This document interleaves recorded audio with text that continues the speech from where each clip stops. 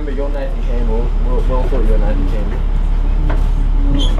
Disappointed that he isn't. You guys, I'm disappointed he isn't.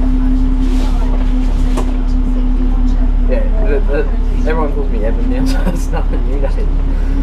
I get it every day. Nathan Campbell and Evan Creek, best friends. Oh, Nathan Campbell and Evan Creek are best friends. I'll go back here. You want this one or that one? You want this side? Also means. I'll go back. No, you just get rid of it when you're not scared of it instead. Okay. Fair enough. And with it, and I'll put them away. Yeah, we'll help one looks like an Einasleigh. So, I guess you could say so. But apparently there's bloody dingoes this morning. 4 o'clock this morning, and then wake up to the hell outside the room. And then wake up. Hey? Throwing a rock at. I didn't say you would have got up and thrown a rock at those dingoes.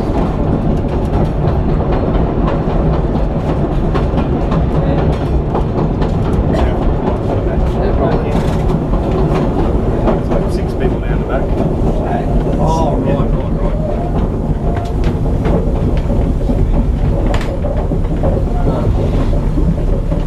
What's happening? I just got to stick the PA cord back in. Oh, okay. Falling out. Where's that stick going?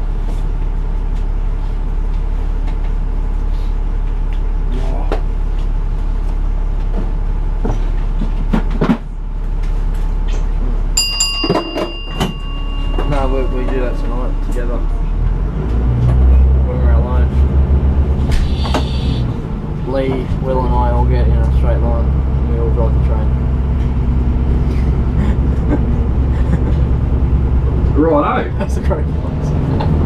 Welcome back after Well, I'm lunch, gonna go anyway. and welcome I'll aboard talk to you later if I have a second. to your bed rockers. I think Lee told me there's 9 new people on board, so I'll have to go through those little health and safety rules again, just for the new people.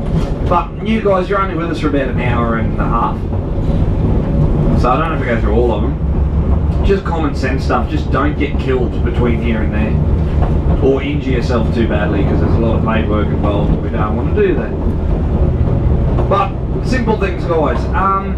Feel free to move around the carriages, and do, but obviously we're on pretty bumpy tracks, so just slow and steady. Oh, 2 seconds, I'm getting a telephone call. Hello? Hello?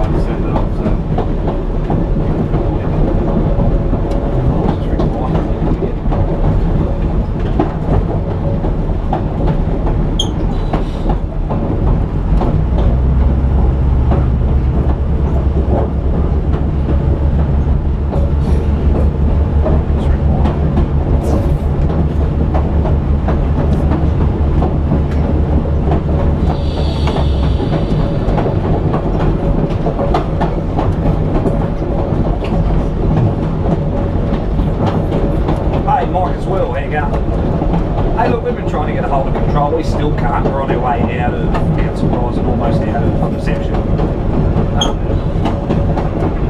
Yeah, normal time, yeah. Yeah, 31's all good, starts on board, yeah. Right, mate, cheers. It's out. Yeah, sorry mate, I thought you got on when you did the start. No, I tried. No. That's terrible, needs its own number. Yes. Righto, sorry about that guys, just had to get a hold of Townsville Train Control and let them know that we're not dead.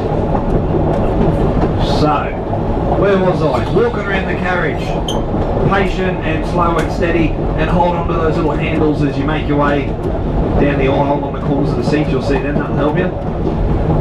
If you need water at any time, there's water located on both units. In that rear carriage, you go right down the very back of the carriage and you'll see spring water, and there's white plastic cups under there. Drink as much of that as you want. In this front unit, about halfway down, same thing. If it runs out at any time, let myself or Lee know, we'll top that back up. Toilets on board as well. If you need to use a toilet at all throughout the trip, please feel free to use a toilet. The only rules with the toilet while you guys are on board is hand towel. That's there for you to wipe your hands on. Please, once you're done with the hand towel, just place it in the bin provided. Sometimes people flick their hand towel in the toilet and it doesn't flush properly. It's a bit thicker and a bit tougher than what toilet paper is, and it tends to block the toilet. The next thing, the toilet overflows and no one tells us about it, and I don't find out until I start driving downhill, and then the high tide mark comes over here and it's horrible. So we don't want to do that. So no toilet, no hand towel, in the toilet itself. And the other thing with the toilet is if you own a penis, please sit down to pee. Sorry to be blunt about it, but just so that everyone gets the message and there is no confusion. Men, we're known to make a little bit of a mess in normal circumstances, when we're at home and when the toilet is fixed in one position, but when you're on a train and the train is bouncing up and down and back and forth and side to side and everywhere, you'd be amazed how far you can spread a little bit of pee. So please sit down. It makes it a lot cleaner, a lot more hygienic for the next person. And I think that's probably about it. That's all you're going to need to know in order to get yourselves over to Einasleigh safely. The only other thing is you may have a lot of questions. Now, we've been filling our passengers in on all sorts of stuff ever since leaving Cairns yesterday morning. So those 9 of you that just joined us, any questions that you got, please feel free to come up the front, sit down, have a yarn, take some photos, ask whatever you want. I've got the chair directly next to me and 2 chairs behind me. These are going to be shared chairs, and we're going to get everyone to have turns in these chairs for 5 minutes and then bugger off. So you can all come out and have a go on those chairs and ask whatever you want. But I'll tell you a few bits and pieces as we make our way across to Einasleigh as well. We should get there probably just after 2 o'clock at some point. And those 9 of you will leave us there. The rest of you guys will probably pull up there for about 20 minutes or so, have a cold drink at the pub, and then back in the train, shoot across over to Forsayth, and pull up there for the night. Hopefully get in there about 5 o'clock mark. Currently dropping down the side of a volcanic plateau, coming down a series of levels, down to a creek, Junction Creek. We're going to cross over. Keep an eye out for any critters that may be down there.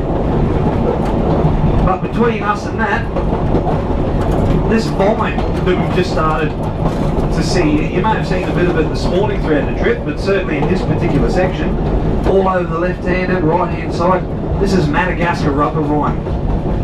Introduced into the Charters Towers area in the 1860s.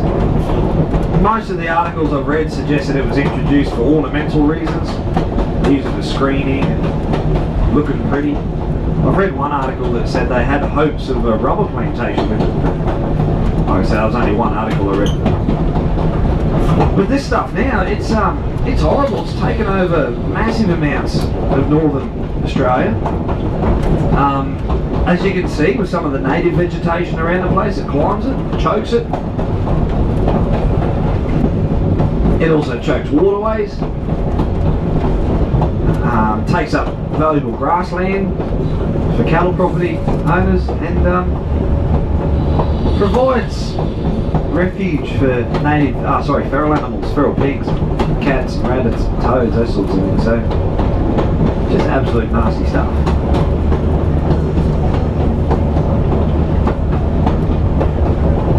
Unfortunately, there is no miracle cure for it. We often want one. Once we get a pest species and it gets to these sort of numbers, we're chasing some sort of a magical spray that we can just pump in the air and that particular thing will die, but very, very rarely is that the case. A lot of the time you just cause more problems by trying to do that. So the only real way to seem to get rid of it is to physically chop it off at the base, poison it quite heavily and just incinerate the rest.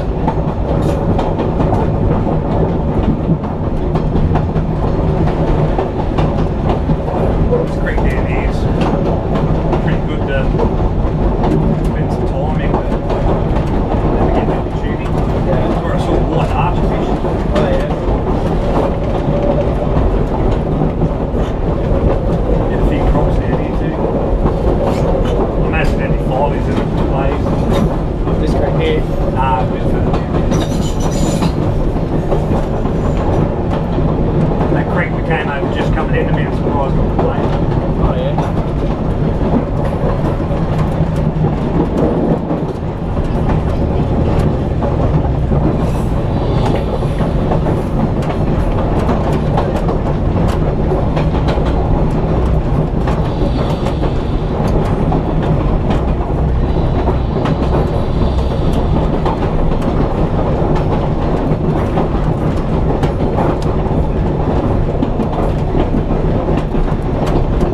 What's Nathan doing today? Usual. Hang there, certainly. No, just at his grandparents' place where he lives. His grandparents. I find it terribly interesting, eh? Terribly interesting.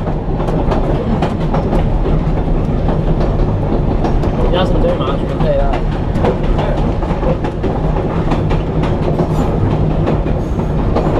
Does he know anyone really? At Harvey. No. Well, only Ian Jenkins. Yeah. But that's it. He did work there for a bit when he was living at Harvey Bay a couple of years ago. I like him. Yeah, nice bloke. David Black's down there too, something.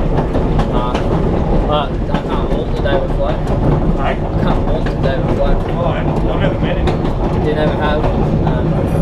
He took over my old position at Rocky's early. Oh yeah. Was it Bundaberg's or something else? Bundaberg Garden. Yeah.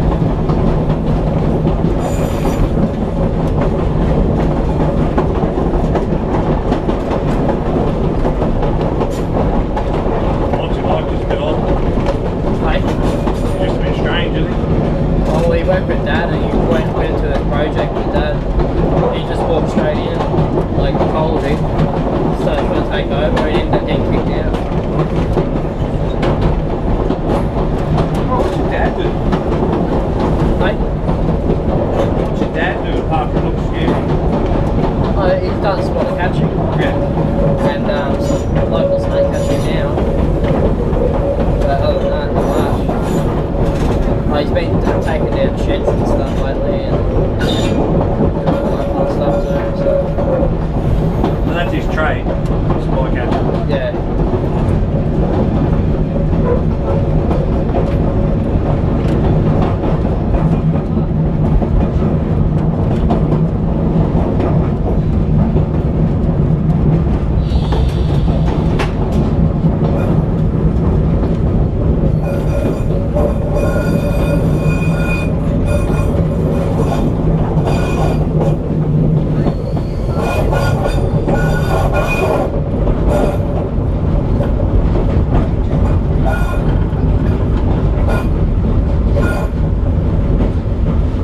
This is Junction Creek.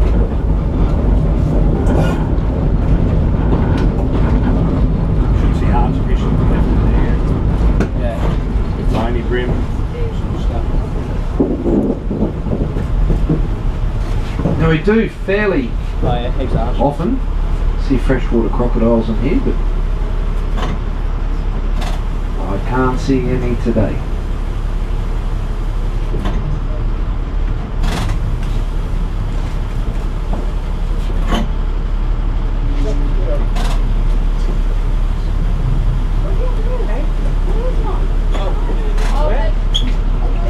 This is a tidy walk. Whereabouts? Right at the big rock. Oh, yep. Inside.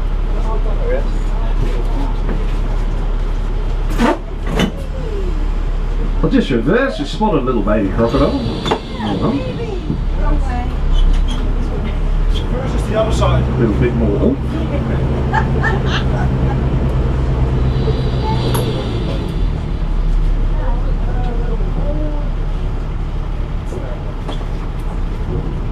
See him? Yep. Still there.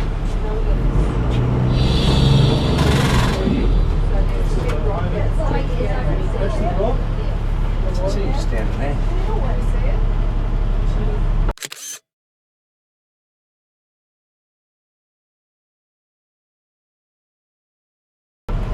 Oh yeah.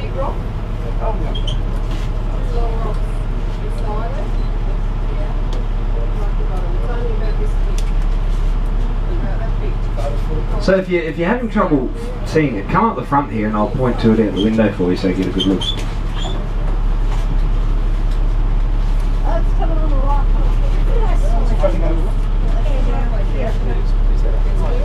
Should get you on other lens. Do it.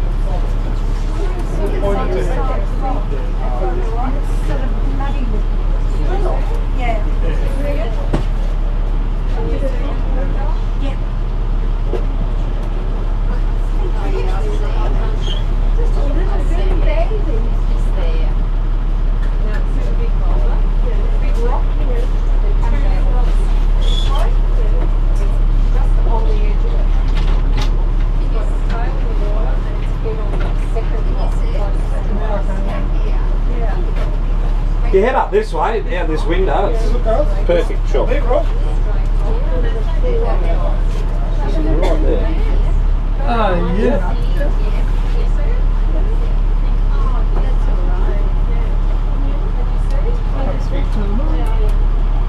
What is it?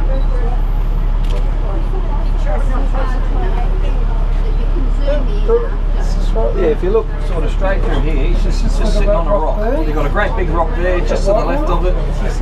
Just sitting in the water. No, I can't see it. If you stand right there, you'll see it right. So the white rock, big white rock there on your right. Yeah. Just walk out, look down that and you'll see it. Gotta get it back in. And he really, really So, yeah, little tiny fella. Just got his tail down in the water. yeah. Hand up. Yeah. Just a little lizard. Where is he now? I've lost him.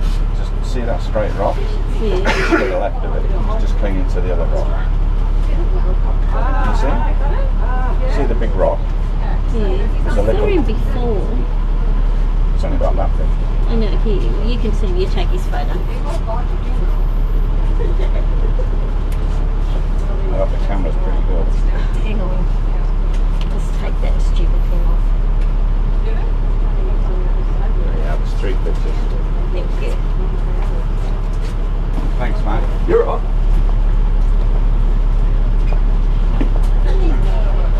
I have been known to get my shoes off and jump in. Hey, I have been known to get my shoes off and jump in. I'm new. Just like that. Won't do.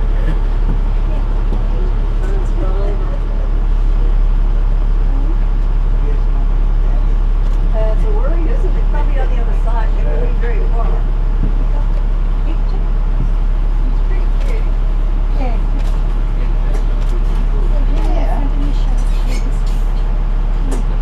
Good? Yep.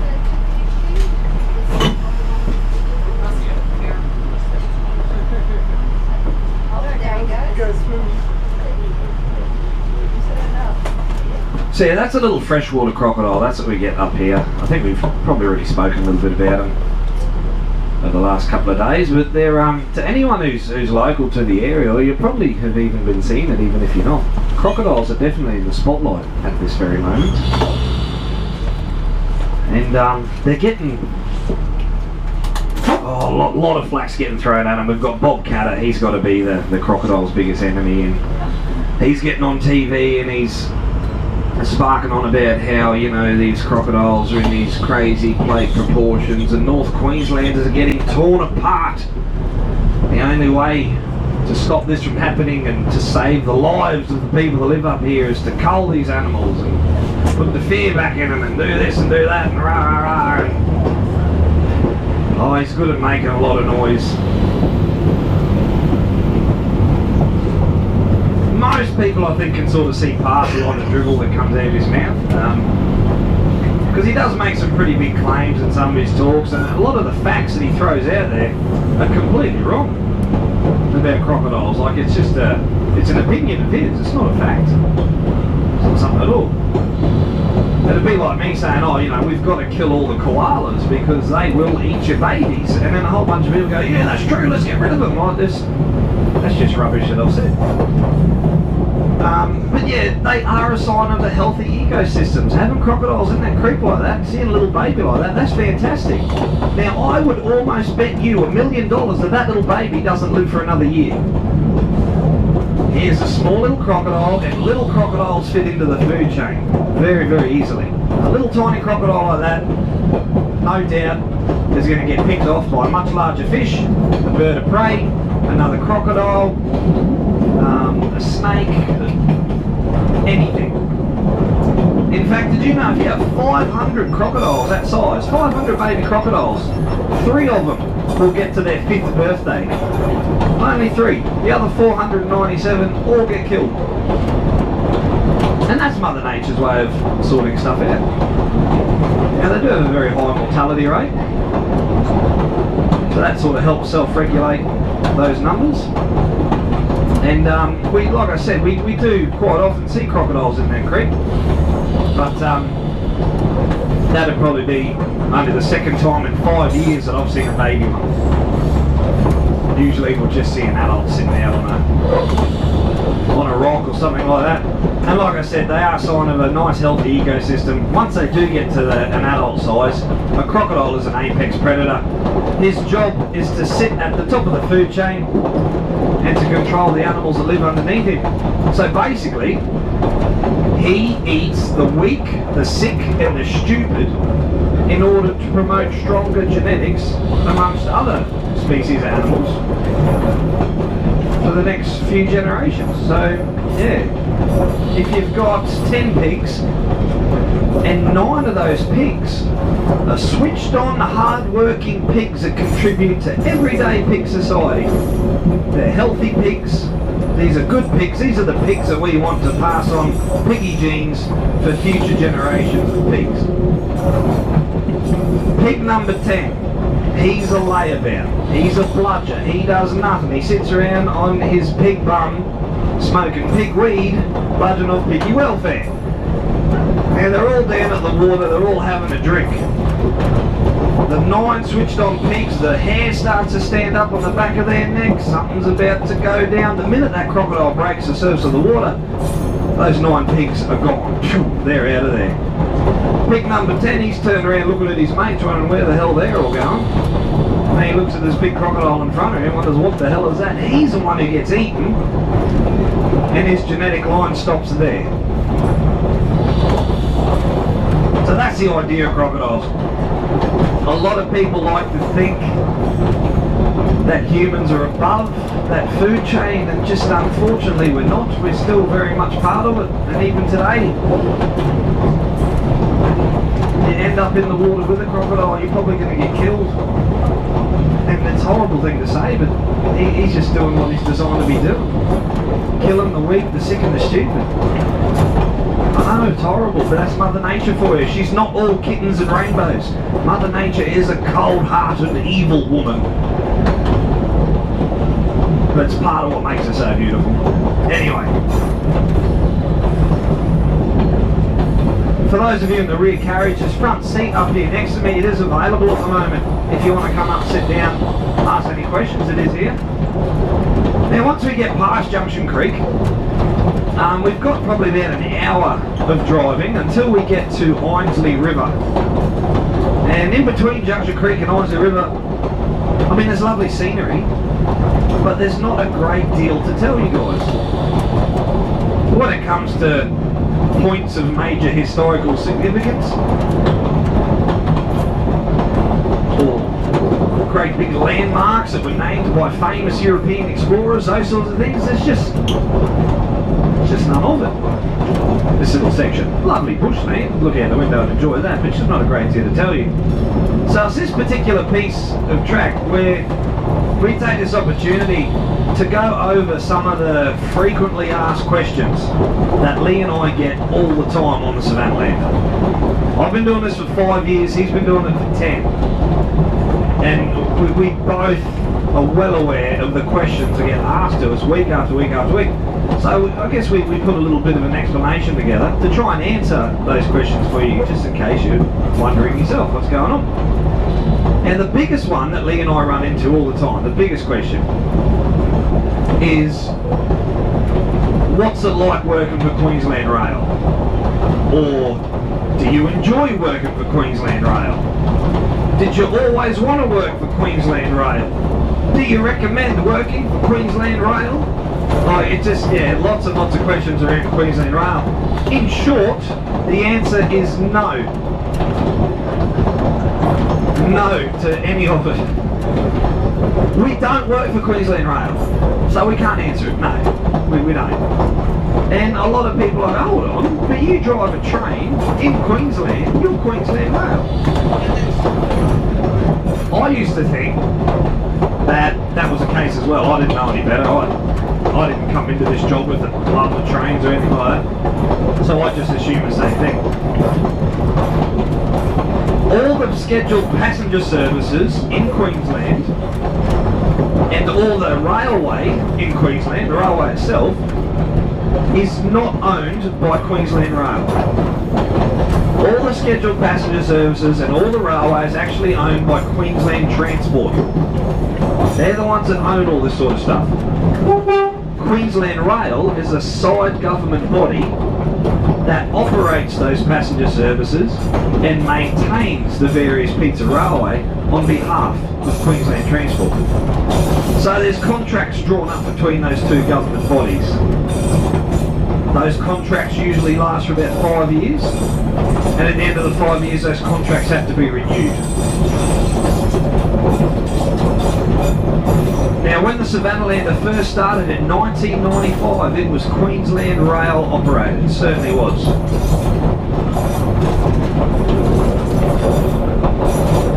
In 2002, the company that Lee and I got together, and its name is Cairns and Forsayth. It's currently undergone a bit of a name change to Cairns Rail, which is probably a lot more relevant to what we do. Cairns and Forsayth was the original name. As you can tell by that name, the whole idea of the company was to run a steam train from Cairns to Cairns. It didn't work, it was a silly idea, and it almost sent the company bankrupt. There was a whole bunch of different reasons why it worked, but the three biggest ones that stood out to me was running a steam train from Cairns to Cairns. We've already got 2 Cairns scenic rail trains that go up to Cairns every day. So that's sort of enough trains to cater for the amount of people that are going. It wasn't really enough tourists to need a third train for starters. So that was against us. The other thing was steam locomotives. If you've had anything to do with them, they're not cheap to run, especially when they're going uphill. So that was against us. And then the third thing was, well for me, it was the carriages. The carriages of that steam loco were pulling. They weren't nice carriages. For me, like I said before, I don't have an interest in trains. I'm not a train guy at all. I drive it. That's it. Like a taxi driver. For me, if I was going to pay for myself, my partner and my children to get on a steam train, I would want the whole experience. I would want to step into a carriage that suited that same era, you know, like a really nice old carriage with old polished brass bits and little red curtains and everything's lovely and it's like we're in a time machine or something. But the carriages our train were pulling, well, they were ex-Brisbane suburban carriages from the 80s. They were old, but they weren't that old. They were outdated old, not lovely old. Like neon green carpet with iridescent purple and yellow triangles all over it. And nothing had really been done to them. They still had the handles hanging from the roof where everyone used to hold on to go to work. Any part of that carriage that was made out of metal had some sort of engraving in it from years of angry teenagers riding around on them, expressing their hatred for the Queensland police force. F the police, and the police can suck my whatever. Like, it's written everywhere, it's horrible. So these carriages, like when you stepped off them, you sort of wanted to wash your hands, like in case you contracted hepatitis or something. They weren't very nice. So this steam train ran for about 12 months, and no one used it. Everyone thought it was yuck. And the company ended up in a lot of trouble, and it looked like they were going to have to fold. Just by absolute coincidence, the Queensland Rail contract with the Savannahlander was coming to an end, and it had to be renewed. Now there is no piece of legislation that exists that states that Queensland Rail is the only operator that can apply for a passenger service contract. Anyone can, provided they can fill the criteria, anyone can apply for that service. So our operations manager saw an opportunity. We had everything in place. The company had everything. The staff had the equipment, had the siding, the running shed, had everything to look after the Savannahlander. So we filled out the paperwork. There was a lot of it, but he filled it out. He filled all the criteria, and in 2004, the Savannahlander contract was won by our company, Cairns and Steam. And Cairns and Steam have had the Savannahlander contract ever since, making the Savannahlander the only privately operated passenger service in Queensland. At the moment, everything else is still operated by QR. So the way it works is the boss pretty much does a big calculation and says to the government, look, for us to run your train for 42 weeks a year, leave Cairns Wednesday, get back on Saturday, it's going to cost you X amount of dollars. And the government looks at that, and it looks at how much QR we're going to charge them to operate the train, and it gave it to us because we were cheaper. Now we don't know, Lee and I have no idea how much that money would be, but it'd have to be about $2 million a year, I guess. That Queensland Transport give Cairns and Steam in order to run the Savannahlander on behalf of them. So that money is designed to cover everything, from our wages, to the cost of fuel, to general maintenance of the rail motors, to a thing called a track access fee. You guys ever heard of a track access fee? You know how you pay registration and it sort of gives you the right to drive on the road? Well, trains don't pay rego, they pay a track access fee. So for every kilometre, there's a bill that we get. So you get from Cairns to Forsayth and back, it costs the company about $16,000 in order to use the track every week. That's not a year, that's every week. 16 grand just to do that. So that's incorporated in this money, everything. And no doubt the boss walks away with a fat stack of cash in his wallet at the end of the month as well.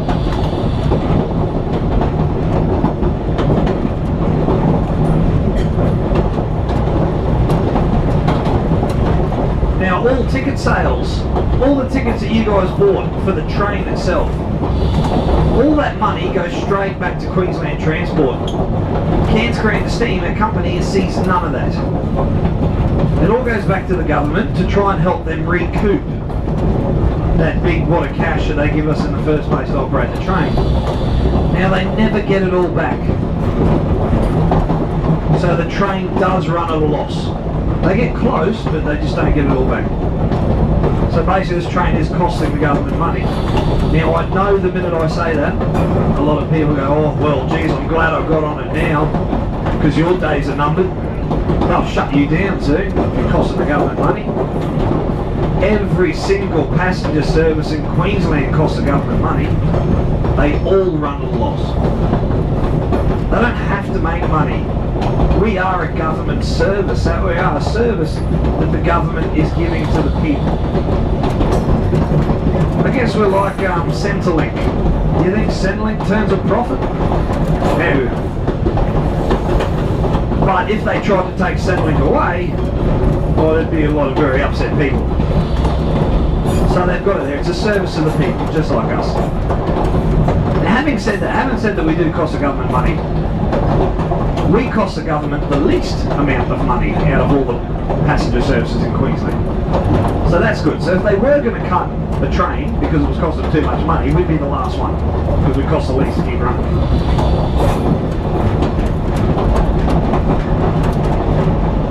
What the government looks at instead is what this train does for the community, which I think is far more important. Basically this train brings you guys out here, and you guys spend money in these communities, which is very important for these communities.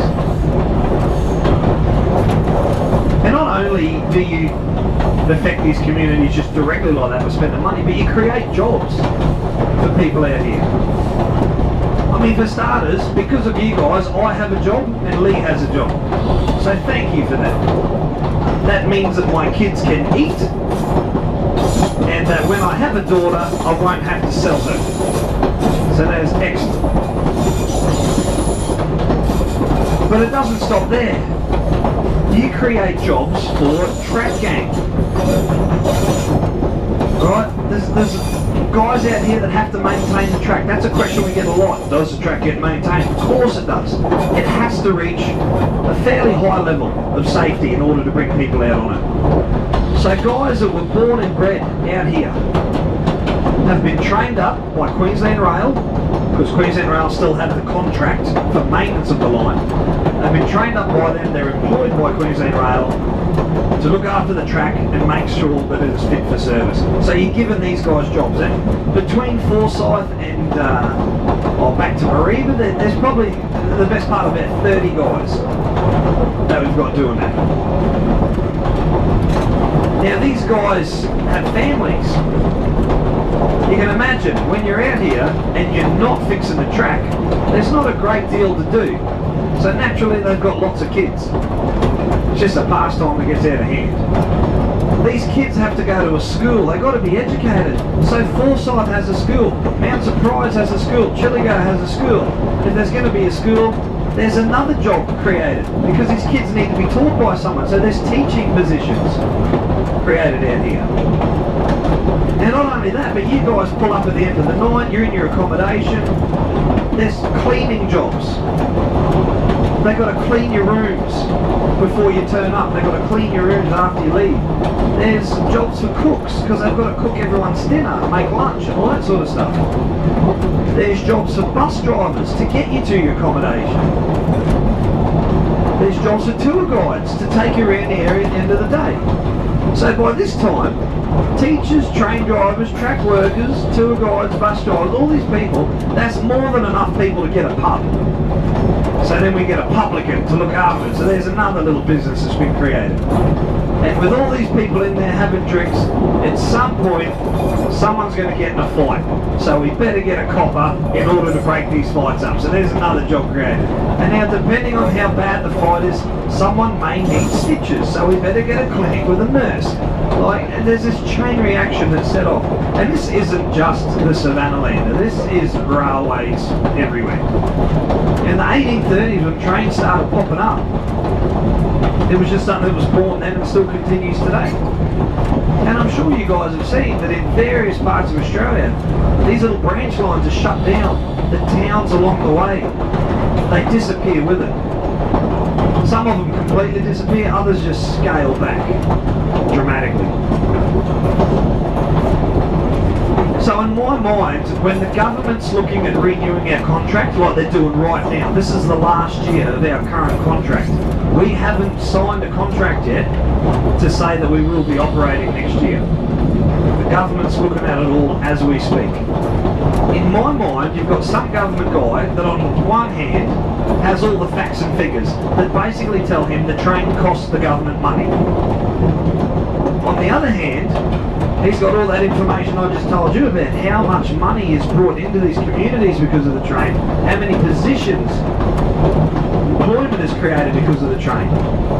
So he looks at that, and I like to think that that one outweighs the bit of money that it costs the government.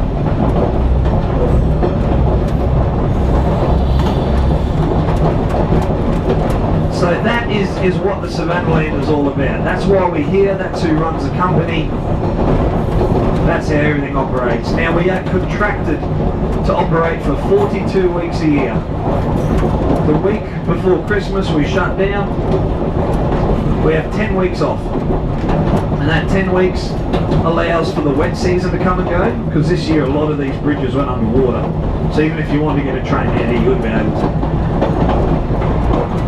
But also tourist numbers in far north Queensland drop in the wet season. If it gets wet,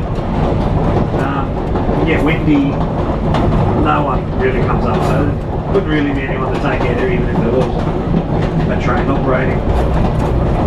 It gives Lee and myself an opportunity to have our annual leave, so we're going to have a holiday, and then any major servicing or overhauls that have to be done to the units can get done during that time as well. So everything goes well. First week of March is the first trip of the season. Now those first couple of trips, Lee and I rarely have anybody on board for a couple of different reasons. I mean, it's still pretty warm and muggy up here, so we haven't really hit the tourist season yet. But it's still cyclone season in those early first trips as well for the year.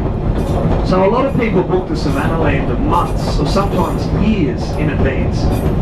If you book for a trip in March or early April, you've got to be prepared to have your trip cancelled the day before you do it, because a cyclone's turned up out of nowhere and looks like it's heading for us. So a lot of people tend not to book in those first couple of trips, and they go for late April, May, June, July, you know, when it gets a bit safer.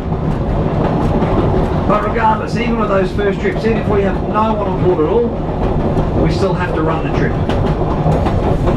Because on paper we are primarily a scheduled passenger service. And just like a train down driving around Brisbane, if he got to Roma Street Station and there was no one getting on board, it doesn't mean the train drivers go home. They've got to go to the next station to see if someone's there. We have to do the same stuff. So there could be no one at Cairns Station on Wednesday morning. We've got to continue, just in case someone's at Coranda wanting to buy a ticket to go to Mareeba. Or maybe someone's at Forsayth wanting to buy a ticket to get to Einasleigh.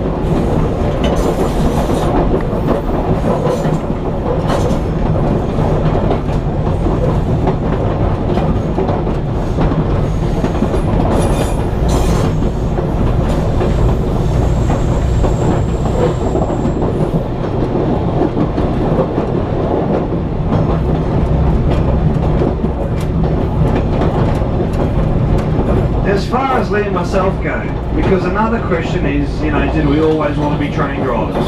Is that our life dream? That sort of stuff. Certainly not. I know Lee has a bit of family that did work in railway, but Lee's from the sort of hospitality / tourism industry, and I come from zoos and tourism. Neither of us had any sort of aspirations of being train drivers when we were kids. I personally never even owned a toy train set when I was a kid. Jurassic Park came out when I was a kid. I had a T-Rex and I used to feed it cows.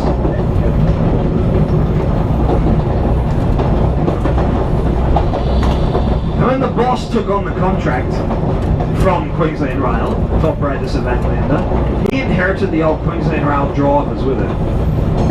And these guys were fine as far as driving the train went. They were great. They were career train drivers. But there certainly seemed to be a culture in Queensland Rail that you could have been working with them for 40 years, driving a busy Brisbane service, or maybe you're driving a freight train or something. As you got a little bit older and you approach retirement, they'd take you away from whatever you've been doing for most of your life, and they'd put you on something like this. I think QR thought that it was a lovely way for you to see out your last few years before you retired. A lot of these train drivers didn't necessarily see it like that. They have come from a life where their whole job was to sit in a cab next to a bloke that they don't like and get a train from point A to point B. Done. They had porters to pick up all the luggage and make sure it got on the train. They don't have to do that. They had a whole catering car where there was staff that made you cups of coffee. They don't have to do any of that. These drivers didn't even have to see the passengers. So then they put on this thing where they are expected to pick up people's luggage and load it on the train. And they are making people cups of coffee and tea. Not only that, but now passengers can walk into the bloody cab whenever they want, sit down and start asking questions. So these train drivers got a little bit impatient with that sort of stuff.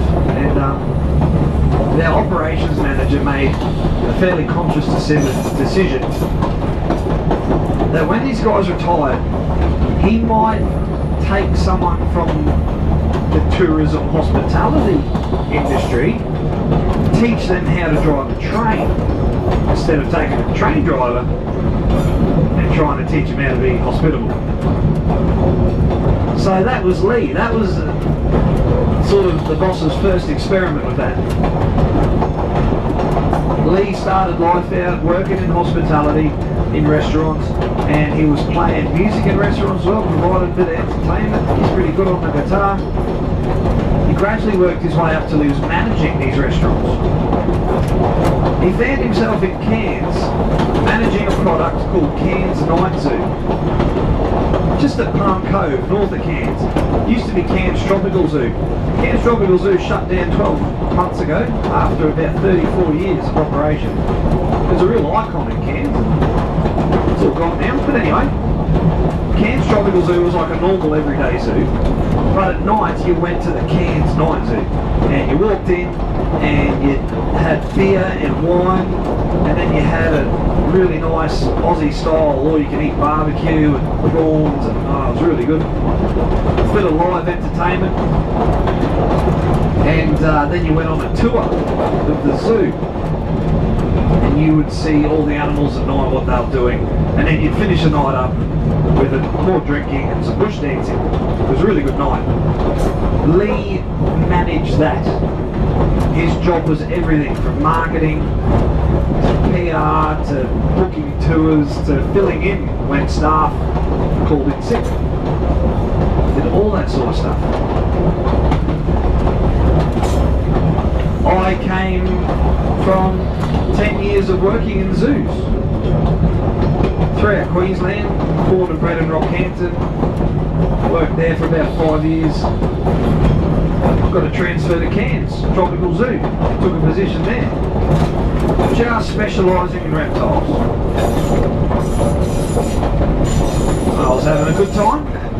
One day the manager from Night Zoo, Lee, came down and said, "Hey, do you want one night a week, earn a bit extra cash?" I was like, "Sure, no worries." So I started working for Lee back in, I think it was December 31st, 2007. Now another girl that we worked with, she worked in the mammal department, she loved the koalas and kangaroos, those sorts of things. Her dad is the operations manager for the Savannahlander, so this story has a point.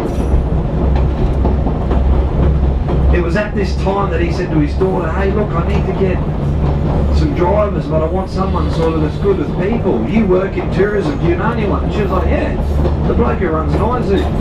He'd be great, he'd be fantastic. So Lee had an interview and he started driving us at Savannahlander back 2008.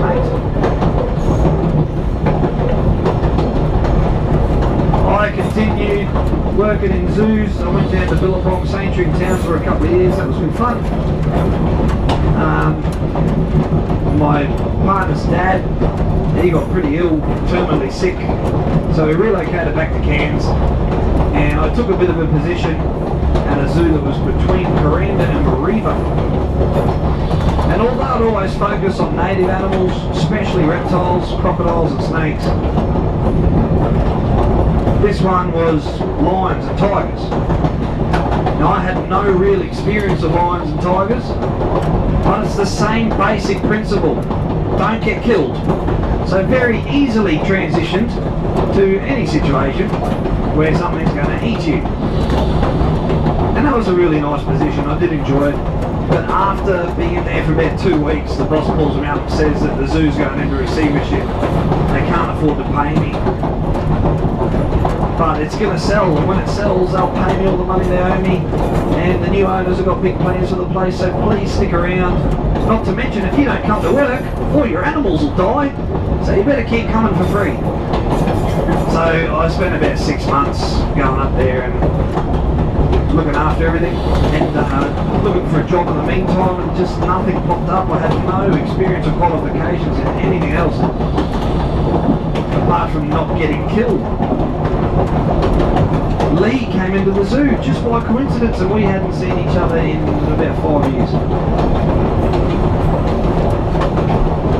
And he asked how I was going. I said, oh, I need a job. Do you know of any jobs around the place? He said, no, I don't, but I'll keep an eye out. Oh, thanks heaps. Off he went. A couple of days later, he's knocking on the front door. One of the drivers had resigned, and he said, I can get you an interview today, if you're interested. And I was a little bit shocked. I mean, yeah, I had nothing else on the cards. I thought I'd go for the interview. But I also was prepared to be laughed at the interview because I know nothing about mechanics, let alone driving a train and how to operate it or fix it if I need to. But the boss was fine. He said, no, it's all good stuff that we can teach you. So I started working for the staff in 2012. That's how we came about.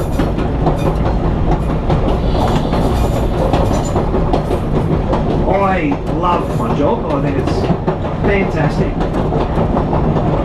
And like I said before, not because of the train driving.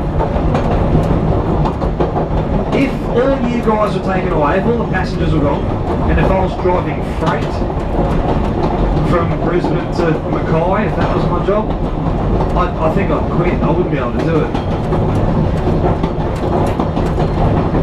So I just don't like trains that much. I like the Savannahlander, and I think what the Savannahlander is heaps different to just a normal passenger service. Being able to interact with you guys. In my 5 years, I've met the best part of about 25,000 people. You come up and you sit down and you have talks, conversations, and I find a bit about you guys, what you did in your lives and where you live. I've learned so much. I've made good friends from passengers on the train. I've met some awesome people.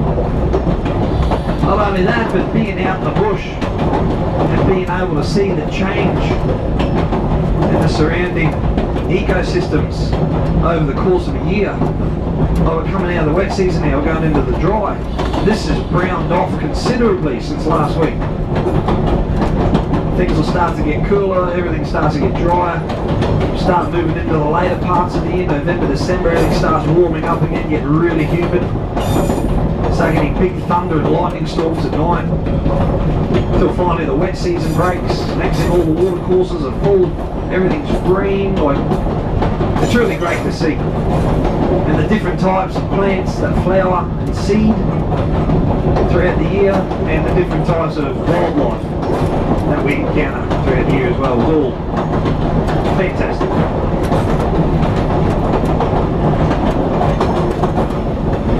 Anyway, I'll give you some peace and quiet, but hopefully that answered a whole bunch of your questions and gave you a bit of an idea of the company we work for, what Savannahlander is all about, where Lee and I came from.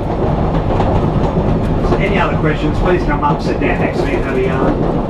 Otherwise, enjoy it, just relax.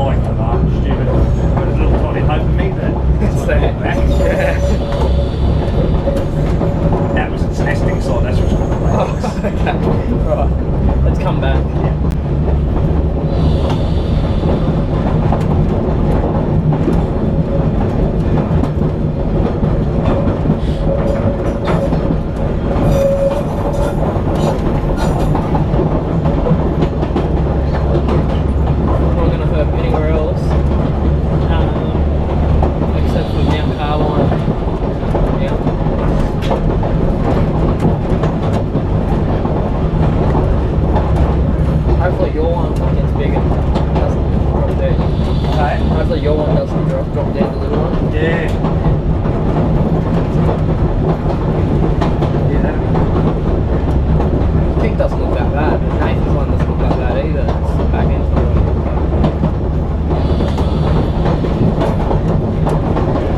Well, he's over. Yeah, over 12 months now. yeah.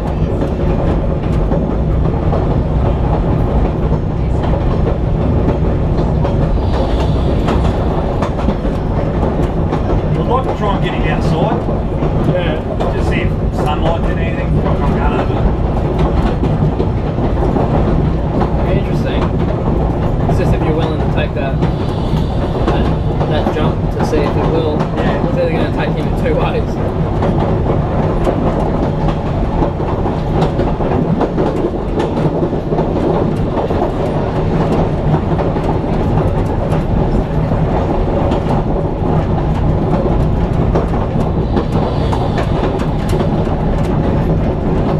The female I caught years ago, she was on that river out, that road out to the Wild River. She'll go to Welsh. Yeah. That was at night, she was across the road. Yeah. Yeah, I'm going to do that again too. When else trip out.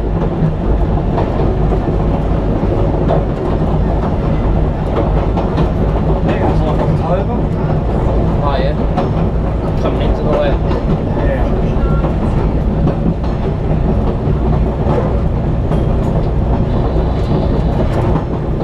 Apparently, you heard that Whiten Little Fair? What? Whiten Little Fair?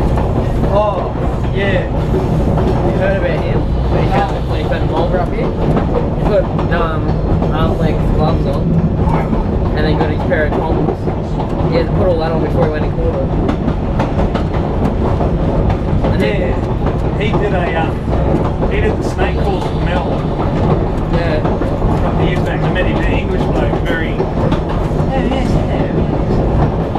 Yeah. wanted to like get together and herping, but he just seemed a bit annoying. Yeah, he's mates with Gamble now. Did he move from here? Yeah, I think so. I think he's in territory now. So he's at Gamble's birthday today, eh? Yeah, I said happy 10th birthday to him. Happy what? 10th birthday.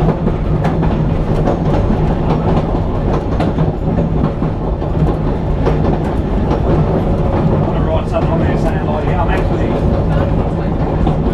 it's your birthday, man. Congratulations. After getting to know you, I thought you would have died years ago. Surely someone would have killed him. Yeah. See the picture Shane put up? Oh, yeah. Happy birthday, Smithy.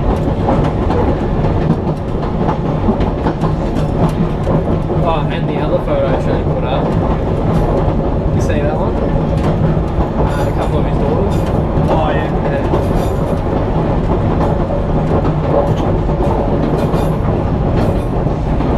I was going to start calling him Dad. See if he picks up.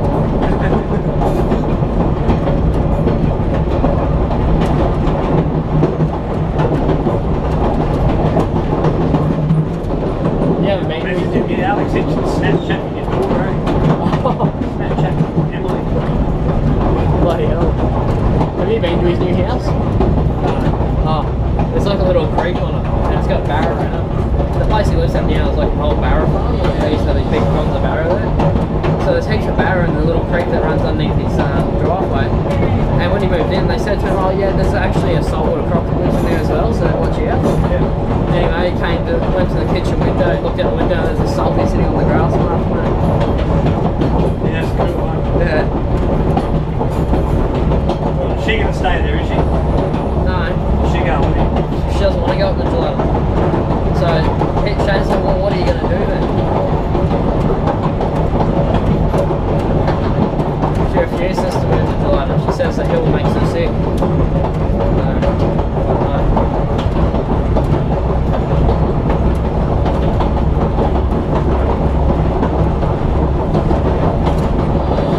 She doesn't want to be with him anymore. Yeah. And he's real confused about what the hell happened.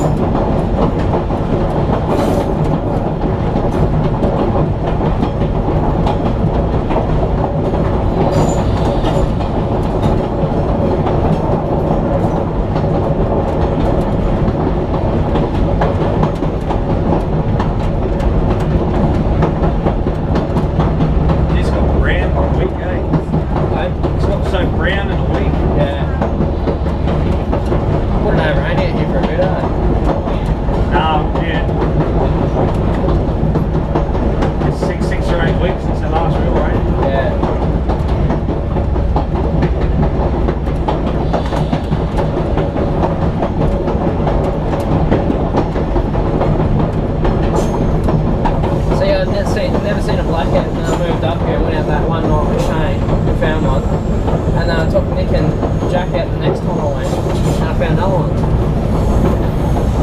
So I don't know. Everyone says that they're not that common. Yeah, it's pretty rare to see around Rocky. Yeah. Saw them in Jeringa once. The ones in Rocky are nice. Real, that like proper Queensland. Yeah.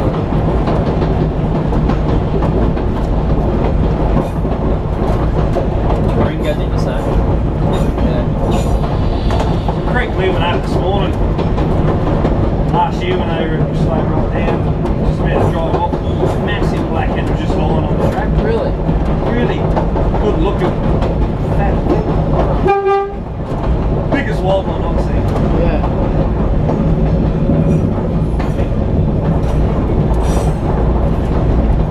Got a hatchling one day, just cruising along, and it was just like back towards being surprised, and just sitting in the clearing on the side of the line. Oh yeah. I went back, God, they had a cut from my bottom's jaw about a third way down. Oh. Took it home and packed it full of sick cream and stuff. Get it up alright. Huh. Wouldn't eat but 4 hours. Yeah.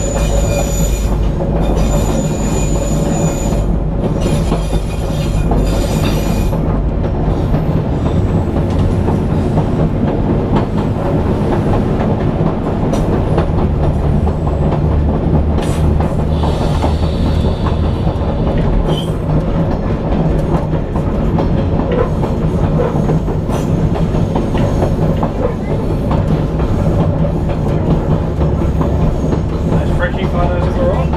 Yeah, they're alright. I was gonna play with the settings, but like after when I got the lens, it just isn't good. It's just too much time otherwise.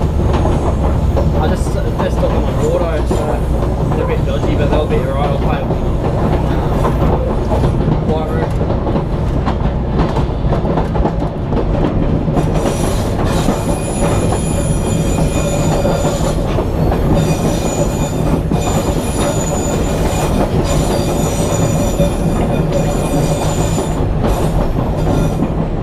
Pretty cool, I've seen them. Yeah. So I've seen all the crocodilians in Australia. The whole collection. Yeah, all cool.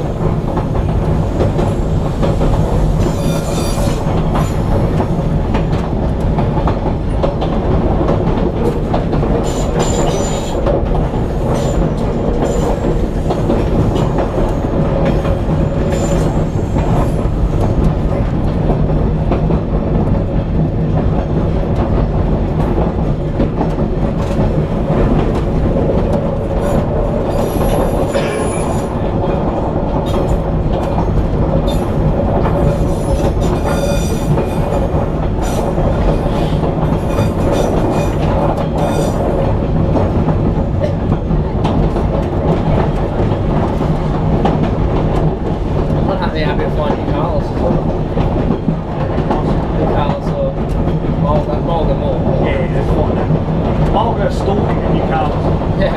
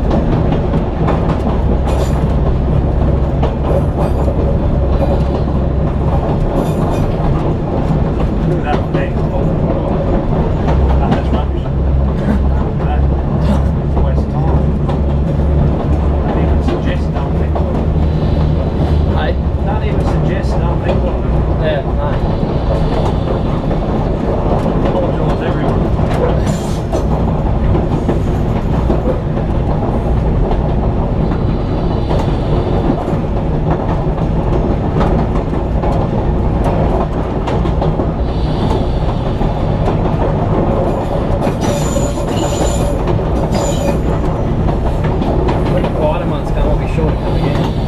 When you're quieter months, it's going to be short coming in. Yeah, well, those trips towards the end of the year when it starts like getting those big storms at night is cool. 'Cause, That'd be good though.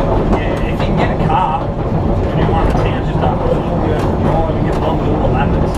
Yeah. The next morning, you know, there's stuff will move everywhere. Yeah.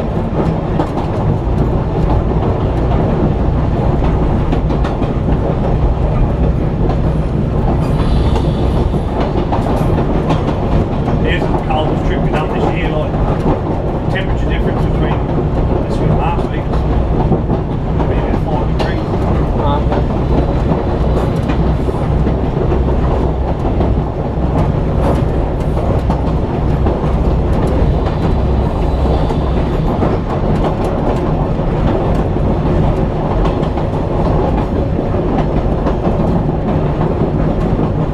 We'll try to get a little car for Alpine, leave it at Alpine somewhere. Just so crap balls. Don't care if anything happens to it, just leave it there. See, I got a bike once, mountain bike. Yeah. And I like zippy tied the book back to it and everything. Took off, but I kept running over that bloody goat's head. Oh, Forms and just puncturing tyres like yeah. 30 minutes into a ride. Yeah. I just get like well, there's heaps of always cheap cars to sell on Cairns. I just get a little $300 hatchback thing or something, stick a light bar on it. Dump that out there.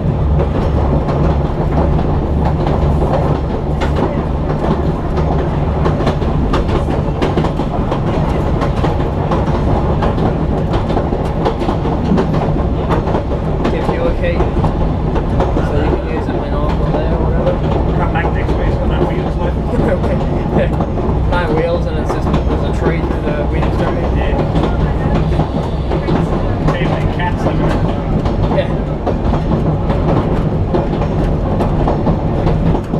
I've lost one of them.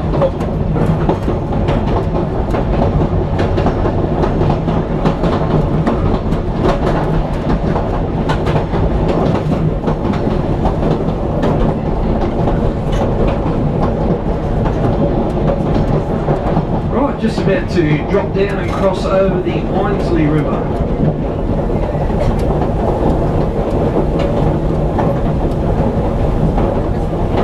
Probably the prettiest river that we have, or the prettiest river crossing. I don't know how much water's left in it, but yeah, when it's flowing, it's just beautiful.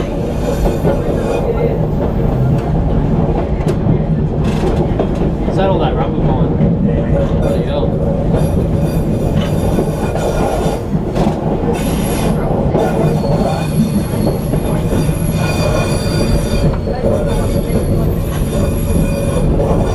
Lots of freshies in here, eh?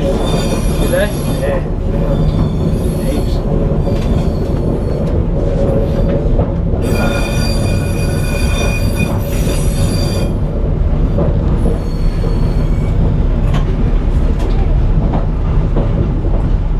It's really rocky out.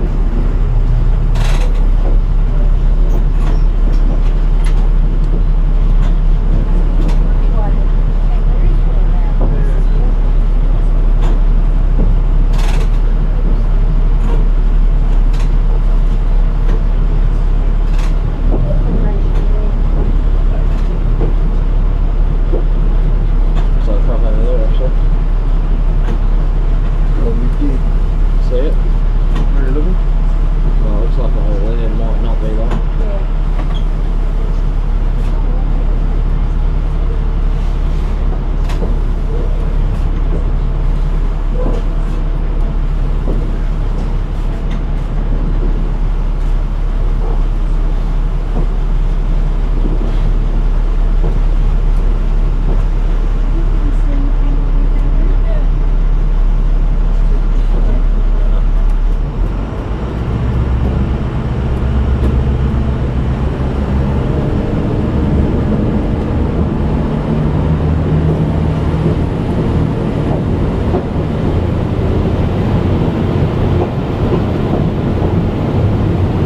So that being the Einasleigh River, you would assume that Einasleigh would just be here. But it's not. Einasleigh's on the banks of the Copperfield River, just to make it confusing. Originally the area was just known as Copperfield. Railways turned up and they changed the name to Einasleigh. We don't know what it means, we've got no idea. There's even a book exists, and it's the book's got all the railway town names in Australia in it. Why they called that, who called them that, when they called them that. Einasleigh's not in it. Neither is Lappa, a place we went through yesterday. It's missing from there as well.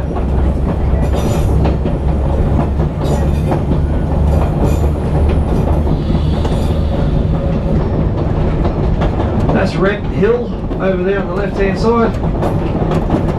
Red Hill, no doubtedly named by the town genius. It's red and it's a hill, and they reckon that on sundown it changes different colours, but we were here on sundown a couple of weeks back and it didn't do anything, it just looked the same, it's just a bit darker.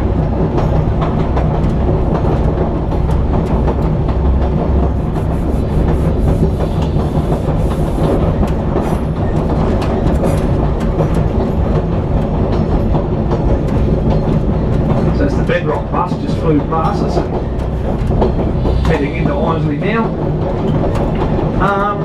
You're going to cross over the Copperfield River very shortly, and if you look down the right hand side you'll see the Copperfield Gorge, which is amazing. Those of you going back to Mount Surprise at Bedrock, your guides are going to take you down there and show you the gorge. Those of you continuing on with us to Forsayth, you can go down and have a look at the gorge this afternoon if you want to. Or you can do it tomorrow. We're back here in Einasleigh for lunch tomorrow, so you can have a look at it then as well. It's up to you.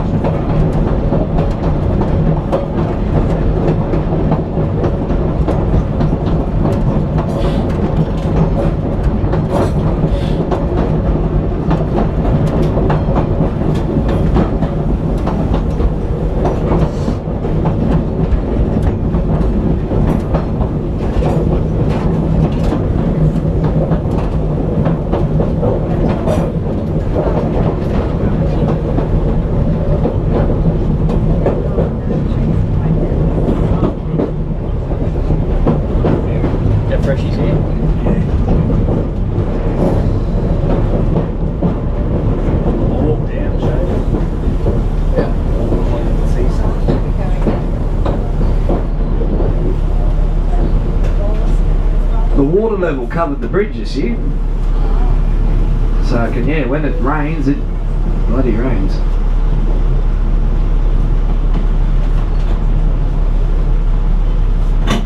You'll see the gorge down the right hand side.